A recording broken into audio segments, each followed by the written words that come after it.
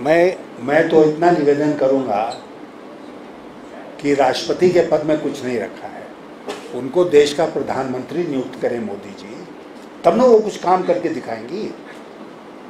Late her become the prime minister of India, why only the president of India. Yashwant Sinha ji, आपने अभी कहा कि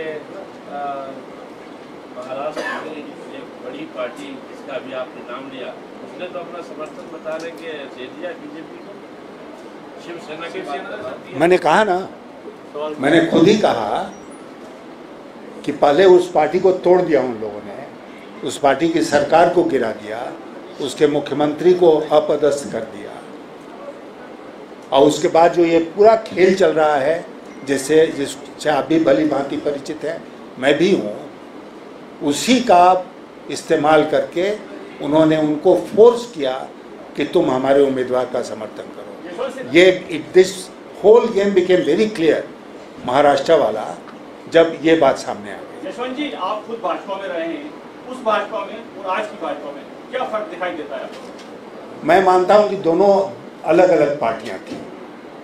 मैंने आपसे अभी कहा कि भारतीय जनता पार्टी जिसका नेतृत्व अटल बिहारी वाजपेयी और लाल कृष्ण आडवाणी करते थे, उसकी सरकार थी जो 99 में 1999 में एक वोट से लोकसभा में विश्वास मत हार गई थी, आपको याद होगा। And I regard that as a very majestic chapter of our democracy कि एक वोट से सरकार गिर गई।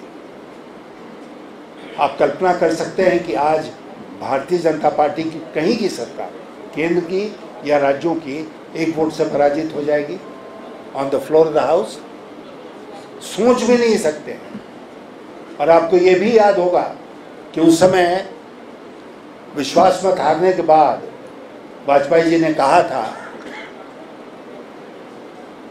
कि मंडी थी, मंडी सजी हुई थी, मंडी में माल भी था, माल बिकाऊ भी था, लेकिन हमने खरीदना उचित नहीं समझा।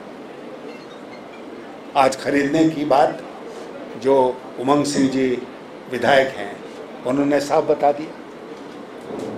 कहाँ से कहाँ भारतीय जनता पार्टी है। आपका जो गृह राज्य बिहार झारखंड की बात आप कर रहे हैं, वहाँ जाएंगे, वहाँ से क्या उम्मीद है? वहाँ से हमको भरपूर उम्मीद है। आप जरा 1-2 दिन इंतजार कर लीजिए, वहाँ भी जाऊँगा, मैं वहाँ पत्रकार वार्ता करूँगा और पूरी तरह से अपनी बात रखूँगा।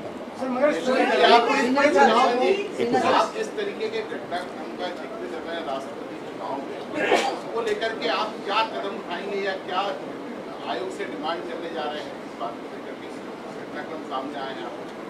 नहीं, हमने ऑलरेडी आपके माध्यम से ये कहा है कि इसकी पूरी जांच होनी चाहिए। और किसको जांच करनी चाहिए? रिटर्निंग ऑफिसर महोदय को, जो राज्यसभा के सेक्रेटरी जनरल हैं, और चुनाव आयोग को। और हम लोग इस पर एक फॉर्मल लेटर भी लिख के देंगे कि इस तरह की बात हमारे ध्यान में आई है, और अभी समय रहते ये तो ध्यान में आ गई, लेकिन पूरे देश में विभिन्न प्रदेशों में क्या हो रहा है, कैसे खरीद फरोख्त हो रही है, ये हम नहीं जानते हैं साइलेंटली क्या हो रहा है। तो इसलिए बहुत ही गंभीर मुद्दा है कि राष्ट्रपति के चुनाव में खरीद फरोख्त अनइमेजिनेबल।